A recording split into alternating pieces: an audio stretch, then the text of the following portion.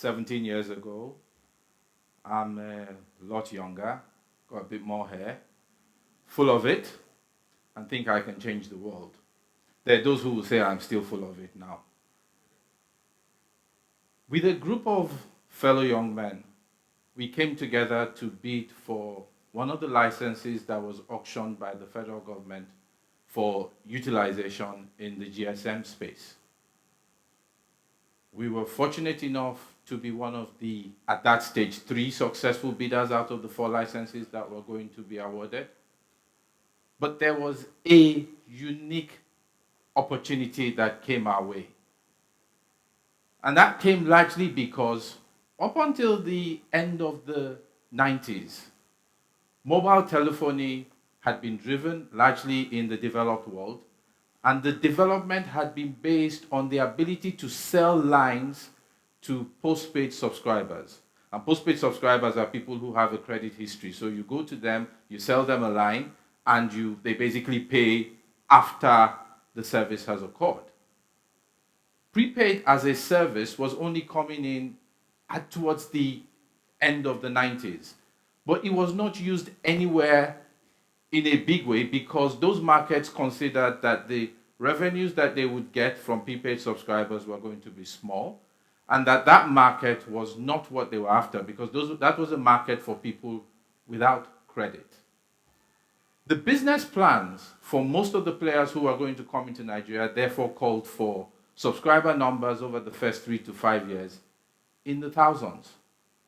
So a lot of big players didn't bid. Their error. As you now know, prepaid was launched in Nigeria at the time the networks came on board. And because we didn't have credit history in Nigeria at that point in time, it was the only means for us to acquire a significant amount of subscribers. The market exploded. We talked about subscriber numbers in the millions. Today, we are looking at mobile penetration in Nigeria of 90%, 99% of it on the prepaid platform. In an irony, the mobile network that actually first launched prepaid services worldwide was an African network. Did not bid for the Nigerian license, and till date has been struggling to enter Nigeria. In faraway Kenya, there was a mobile network operator that had government shareholding, significant government shareholding. There was a lack of interconnectivity between financial institutions, so the ability to transfer money from one account to another was difficult. The mobile network, based on its size, was able to build a large agency business. And that mobile network, realizing the opportunity that existed in the financial space, launched mobile money services. That service is today the pride and joy of everyone who talks about mobile money. That service is called M-Pesa. M-Pesa sits with 20 million subscribers, has worked wonderfully well in Kenya, where it is the biggest means of person-to-person and person-to-business payment. But it was a perfect storm for Kenya. To date, the owners and developers of the M-Pesa product have not been able to translate that success to any other country. It has not moved across borders. It solved a unique problem for a country. Let's bring it back to Nigeria. Nigeria has always been an extremely competitive market space. Banks especially compete aggressively with each other. However, they came together under an umbrella, NIBSS, Nigeria Interbank Settlement System, with the regulator playing a key role, and created an open platform that allows for payments to go through seamlessly from one bank account to another. Today, based on that platform and the collaboration that exists between the banks, you do T+0 payments. Not only do you do T+0, you can actually put somebody's account number in and it will validate the name of the individual. That service has been working fantastically well in the country, and a great example of collaboration amongst people who, if they had chosen to compete, would have ended up isolating subscribers or customers to ATM machines that were small and not necessarily national in coverage. Three different stories that talk about technology, collaboration, and the understanding of the characteristics of the region that you're trying to put a solution in. And all deal with financial inclusion. Yet, in Nigeria, we keep debating financial inclusion from a pure black and white perspective. It's either you have access to financial services or you don't. And literally, it isn't as black and white as that. There's a spectrum to be played with. Recently, Lagos Business School has actually come up with a study that shows 5 segments, and this is not the limit of what can be done. 5 segments that can deal with, that show the spectrum that's available. You've got the banked, people who today have access to financial services, run their accounts regularly. You've got the underserved, those who actually have accounts but are largely inactive in terms of financial transactions. You've got the underbanked, people who operate with either community banks or banks like that, microfinance institutions. You've got the unbanked, people who actually carry out financial transactions, economic activity rather, not financial transactions. People who sell goods and services, keep their money but don't put it in any form of financial institution or the other. And you've got the excluded. Today, the ones we're trying to do credit schemes for in terms of trying to get family credit into them. Yet, we keep trying to do a one-size-fits-all model. It can't work because each of these segments has its own particular characteristics. Different players with different opportunities for them to do different things in that segment. Today, we have 186 million people who are registered as mobile phone subscribers. But in terms of unique mobile phone subscribers, because that's accounting for multi-SIMing, we have about 86. On the BVN side, we have 74 million people who own accounts, or 74 million accounts rather. Unique, once again, unique identities on the BVN base, 34 million. A lot of the services we are offering and talking about relate largely to those who are operating with BVN numbers. Now, BVN is a fantastic tool. It has done wonders. It has found a niche place where we have failed to deal with identity in Nigeria. But 34 million people out of a supposed population of about 200, are we to abandon the rest? Mobile today gives you access to another over 40 odd. By the way, that 40 odd, that's the population of Canada, well, assuming we don't all go there soon. That mobile is a route to get to them. And mobile is only a route to those 40. We still have to find a route to the extra. We have to offer them services.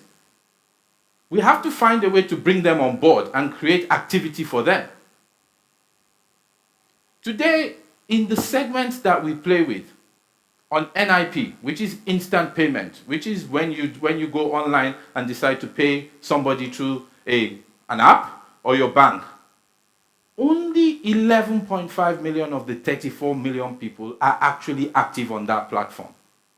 That's 11.5 out of 34, and I'm still not talking of the balance of the 40, not to talk of the balance that exists. But that works well for that 11.5 million. And that's a service that is provided well. So app developers, they have developed brilliant apps now that work for banks. And for those who use it, it is fantastic. I'm sure majority of people here don't write checks anymore.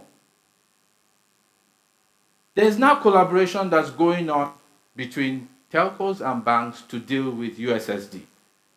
USSD allows those who don't use smartphones, who use what we call feature phones, if you like 2G phones, to actually do mobile money transactions. We haven't got the penetration that we want yet, because if we did, the band of people utilizing it would grow. But it's a market that is there to be attacked and dealt with, a market that's there to be served. A separate segment.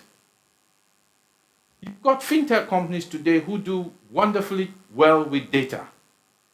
There's a big e-commerce giant today who basically takes data that it obtains from when it sells you a product, when you receive the product, how you pay for the product, and what you do, whether you return the product or not, and whatever other orders you do, to find a way to give you a solution.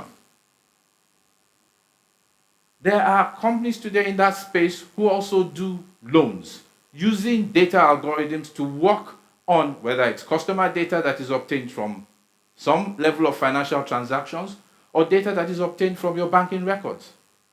That's collaboration that's working. But there's still a lot more that we can do.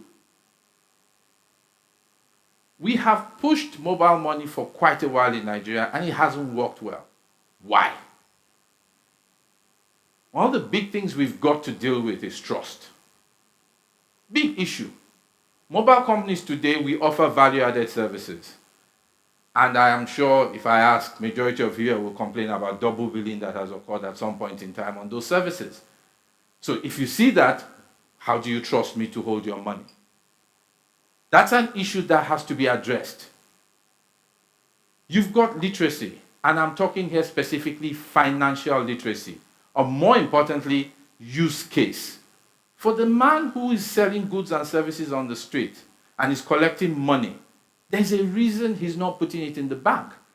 We haven't been able to go and sit down to convince him of what is in it for him if he puts that money in the bank. We're too busy fighting over who gets what transaction fee, when that is really where our role is. Convince him. Get him to know the value of future credit, of insurance for his goods. There's the big gorilla in the room that we have not dealt with as a country: national identity. It's ridiculous that to this point we do not have a national identity scheme. That we still have BVN as a default with 34 million people. That when you quote Nigeria's population, you use United Nations or WHO as your base. How? We've got the regulatory environment. We have to take initiatives and allow people to innovate. But we manage it. On the regulatory environment from a technology footprint, you will always be behind the curve because technology goes ahead of regulation. That's just the nature of the beast. Then we've got the gold mine we sit on that we utilize poorly: data. It's incredible the amount of data we have as a country. It's also incredible how we make decisions based on perceptions and myths when the data is there that we can use. The segments I've just spoken about are just pure data plays. Just understanding and analyzing the data that you've got allows you to understand your market better. We on extremely data, and we're sitting down and watching over-the-top services, which are big external bodies coming in and acquiring their own data, and we'll wait for them to come and use that data to deal with us in this part of the world. I'll just go through a quick snapshot of some of the data we hold. This is BVN distribution against mobile distribution. It shows you, for instance, that 20% of all BVN holders reside in Lagos State. The figure for mobile subscription is 14%, and that just buttresses the point where I said mobile is more distributed by the nature of the beast. There is something this doesn't show that is interesting. Imo State sits in the others. It has 2% BVN population in Imo State. Yet, if you did state of origin as a check, Imo State sits with 6% of BVN holders. Why are they so much more interested in financial services? And why are they that mobile? If you can answer some of those questions, you can find services that you can sell to them. Nigeria has widely known and accepted that it has a huge infrastructure deficit. It's not going to be fixed quickly. The kind of cash that is required to fix it ain't coming. But there is something we can do. I know people talk about leapfrogging. That might not be it. But technology allows us to at least improve the quality of life of the citizens. A small improvement here makes a huge difference to the lives of those individuals. Technology exists. Today, mobile networks, by the nature of their business, roll out services to rural areas and places where a lot of other people don't go. Those mobile networks are not optimum. The quality of service, we could do a lot more with them. That's regulatory. But that platform exists. Why do we then want to spend half the time thinking of finding other ways to reach the same people that a road already reaches? There's a highway. Somebody's built the highway. They can build it better. They can continue to build it. We can make the highway an open platform. They get good returns for what they've done. In return, people offer services on that platform. There's no road in the world that doesn't have petrol stations where you go and buy petrol. Booker joints, hotels. These are all services. Services that are built by innovators that sit here. Services that don't need to go and find ways to go and build a highway of their own. We already have a huge infrastructure deficit. We want to start compounding that?